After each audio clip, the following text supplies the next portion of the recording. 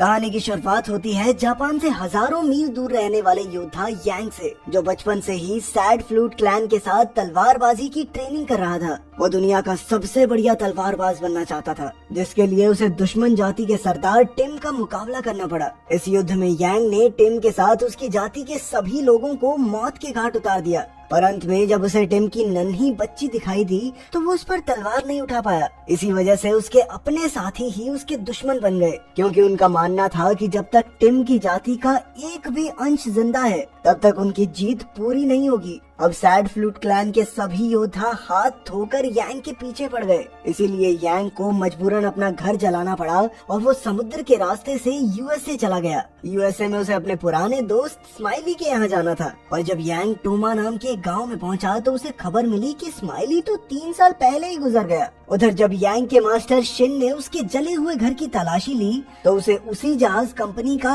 अध जला हुआ कागज मिला जिसकी मदद से यांग यूएस से गया था। तब शिन भी अपनी सेना को इकट्ठा करके यांग के पीछे अमेरिका की ओर निकल पड़ा। उधर टोमा गांव में आम लोग यांग को ज्यादा पसंद नहीं करते थे, पर वहाँ सर्कस में 8 बॉल नाम का एक बौना आदमी था जो उसे स्माइली की पुरानी कपड़े धोने वाली दुकान में ले आया ताकि यांग बच्ची के साथ यहाँ सही सलामत रह सके। पर शाम को अचानक लिन नाम की एक लड़की ने यांग पर पीछे से हमला कर दिया। यांग उसके वार को रोक सकता था, पर उसने ऐसा किया नहीं ताकि उसकी असलियत सबके सामने न आ जाए। तब लिन ने उससे माफी मांगी और बताया कि वो स्माइली की दोस्त थी। खैर बाद में लिन ने यांग को अच्छे से कपड़े धोना सिखाया ताकि वो स्माइली की पुरानी दुकान को दोबारा से चलाकर पैसे कमा सके। उस बच्ची का अब तक कोई नाम ही नहीं रखा गया था, इसीलिए लिन ने उसका नाम अप्रैल रखा। अगले दिन यांग ने सालों से भरी हुई धूल को साफ करके दुकान खोली। अगली सुबह कुछ शैतान बच्चे आकर उसका मजाक उड़ाने लगे, पर फिर 8 बॉल ने वहाँ आकर उन्हें भगा दिया और यांग को अप्रैल के साथ सर्कस में खाने पर बुलाया।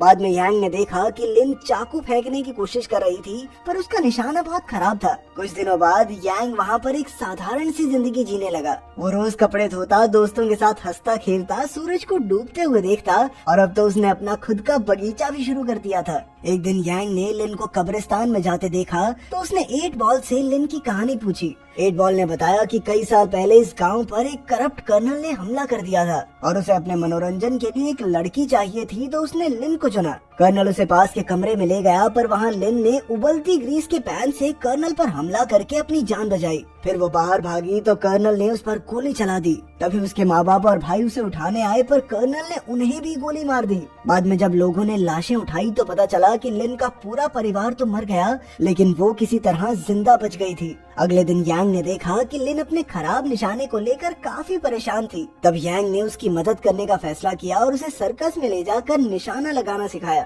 यांग ने उसे समझाया कि उसके फेंकने के तरीके में कोई दिक्कत नहीं है, प्रॉब्लम है सारी ध्यान लगाने की। इसीलिए यांग ने उसकी आंखों पर पट्टी बांधकर उसे अपने ऊपर चाकू फेंकने को कहा। आखिरकार लिन के सारे निशाने बिल्कुल ठीक लगे और तब लिन ने कहा, शुक्रिया सैड फ्लूट। उसकी ये बात सुनकर यांग हक्का बक्का रह गया। दरअसल लिन ने स्माइली की कहानियों से अंदाजा लगा लिया था कि यांग सैड फ्लूट क्लैन का ही एक योद्धा है। इसके बाद यांग ने अपनी पूरी कहानी बताई। उसके पिता एक आम किसान थे जिन्हें एक योद्धा ने सिर्फ इसलिए मार दिया क्योंकि वो अपनी तलवार की टेस्टिंग कर रहा था। उस दिन यांग ने फैसला कर लिया कि वो दुनिया का सबसे बेहतर तलवारबाज बनेगा। यांग को उदास देखकर लिन ने उसे अपनी माँ का नेकलेस तोहफे में दिया, तो यांग ने भी उसे अपनी तलवार दिखाई जिसे उसने हमेशा के लिए सील करवा दिया था ताकि वो फिर से किसी की जान न ले सके। खैर उसके पास कुछ छोटी तलवारें थी जिससे उसने लिन को ट्रेनिंग देनी शुरू कर दी। ये सब देखकर गांव में रहने वाला शराबी रॉन काफी हैरान हुआ। उधर शिन और उसकी पूरी फौज ने एक शिप के सभी लोगों को मारकर उस पर कब्जा कर लिया था।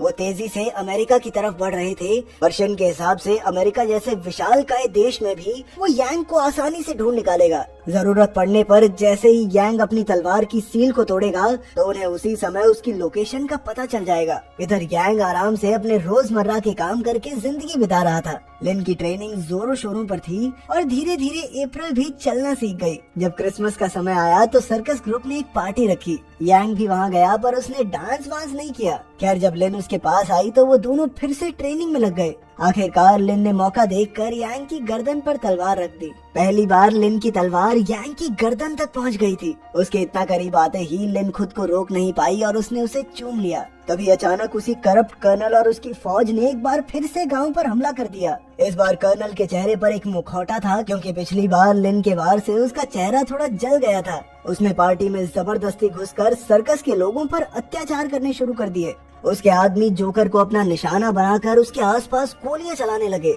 इसके बाद कर्नल ने जोकर के पैर में गोली मारकर कहा कि उसे आज रात के लिए एक लड़की चाहिए। गांव वाले जानते थे कि आज लिन बदला लेने की कोशिश जरूर करेगी, इसीलिए उन्होंने उसे एक कमरे में कैद कर दिया। यांग ने उसकी सारी तलवारें भी ले ली ताकि वो रस्सी को काट न सके, लेकिन लिन ने अपने जूतों के अंदर एक चाकू चिपका रखा था और उन सब के जाने के बाद उसने खुद को आजाद कर लिया। उधर कर्नल ने एक शादीशुदा औरत को चुना तो उसका पति उसे बचाने के लिए आया, मगर फिर कर्नल ने उन दोनों को ही गोली मार दी। तभी उनकी बेटियां रोती हुई दौड़ कर आई तो कर्नल रात के लिए उन्हें ही उठा कर ले गया। जब वो खाना खा रहा था तो अचानक लिन एक डांसर के भेष में वहाँ आई और फिर कर्नल का मनोरंजन करने लगी। उधर गांव वालों ने देखा कि लिन भाग गई थी और जब यांग को इसकी खबर मिली तो उसने लिन को बचाने के लिए अपनी तलवार को फिर से खोलने का फैसला किया। जैसे ही उसने सील को तोड़ा तो तलवार खुलने की गूंज सीधा शिन के कानों में पड़ी और वो अपनी फौज को लेकर उसी दिशा में निकल पड़ा। दूसरी ओर लिन अचानक कर्नल पर हमला करने लगी, लेकिन वो तो पहले ही बंदूक ताने बैठा था। असल में वो पहले ही समझ गया था कि लिन उसे मारने वहाँ आई है। तभी उसके आदमियों ने लिन को पकड़कर बिस्तर पर फेंक दिया और कर्नल कई साल पहले अपने अधूरे रह गए काम को पूरा करने के लिए बढ़ा। पर तभी यांग खिड़की तोड़ते हुए अंदर घुस आया और सबके होश उड़ गए।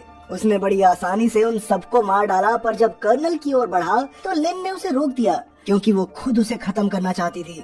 मौका देखकर कर्नल लिन को ढाल बनाकर खिड़की से कूद गया और तुरंत भागकर अपने आदमियों में शामिल हो गया, लेकिन लिन ने दूर से ही चाकू फेंककर सीधा कर्नल के गले पर मारा, जिससे कर्नल वहीं ढेर हो गया। खैर बाद में जब लोगों ने उसका मुखौटा हटाया तो पता चला कि ये कर्नल के भेष में कोई और ही था और वहीं असली कर्नल मौका देखकर भाग गया। उधर यांग अपना सामान बांधकर अप्रैल के साथ गांव छोड़कर जाने की तैयारी में था, क्योंकि वो जानता था कि उसका मास्टर अपने योद्धाओं के साथ इस गांव पर हमला कर देगा। पर 8 बॉल ने कहा कि कर्नल बदला लेने के लिए दुगनी सेना लेकर आएगा, इसीलिए अगर वो गांव को छोड़कर चला जाता है तो उनका भला नहीं नुकसान ही होगा। लोगों का मानना था कि सिर्फ यांग अकेला इतनी सेना से नहीं लड़ सकता, इसीलिए 8 बॉल रॉन को सबके सामने लाया। तब खुलासा होता है कि रॉन पहले काफी मशहूर डकैत हुआ करता था, पर जब वो पकड़ा गया तो 8 बॉल ने उसके सारे हथियार कब्रिस्तान में दबा दिए थे और अब उन्हें वापस निकालने का समय आ गया था। अपनी बंदूक से जब रॉन ने निशाना लगाया तो उसका निशाना आज भी उतना ही पक्का था। उधर लिन जानती थी कि यांग लड़ाई के बाद चला जाएगा, इसीलिए उसने भी यांग के साथ जाने की बात कही। बाद में रॉन अपने वही पुराने कपड़े यांग के पास धुलवाने आया तो रॉन ने कहा कि वो हमेशा से जानता था कि यांग एक योद्धा है, क्योंकि वो उसकी चाल ढाल देखकर ही उसकी सच्चाई जान गया था। वहीं यांग भी रॉन के बारे में यही सोचता था, क्योंकि उसे भी रॉन से खून की बू आ गई थी। फिर दोनों ने हाथ मिलाए और रॉन ने बताया कि उसने डकैती इसलिए छोड़ी क्योंकि जब कुछ पुलिस वाले उसे पकड़ रहे थे तो उन्होंने उसकी पत्नी को मार डाला।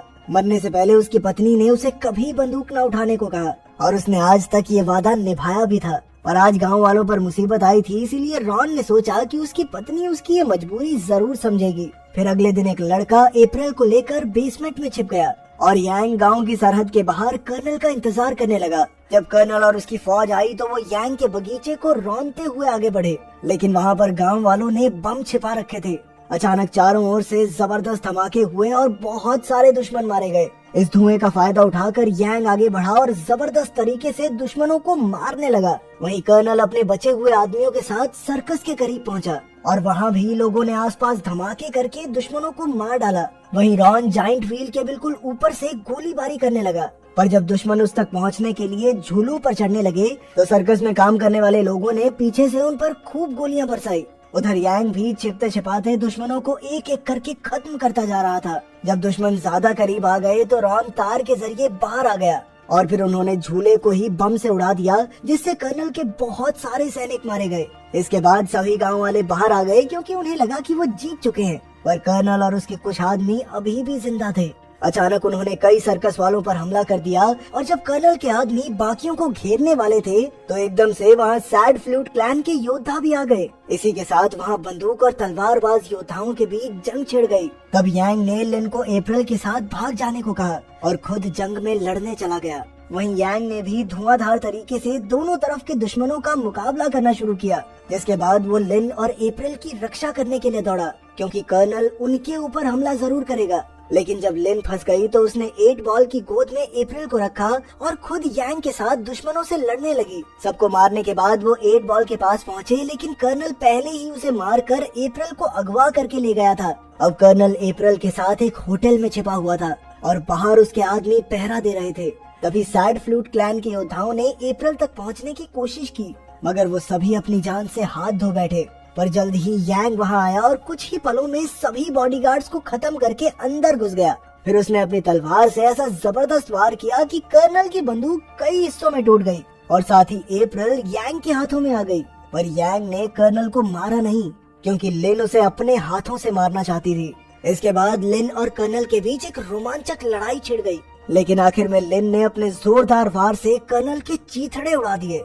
आखिरकार यांग का सामना अपने गुरु शिन से हुआ, जो अप्रैल के खून का प्यासा था। शिन को पूरा यकीन था कि यांग अपने मास्टर को तो नहीं मार पाएगा, क्योंकि वो हमेशा से कमजोर दिल का रहा है।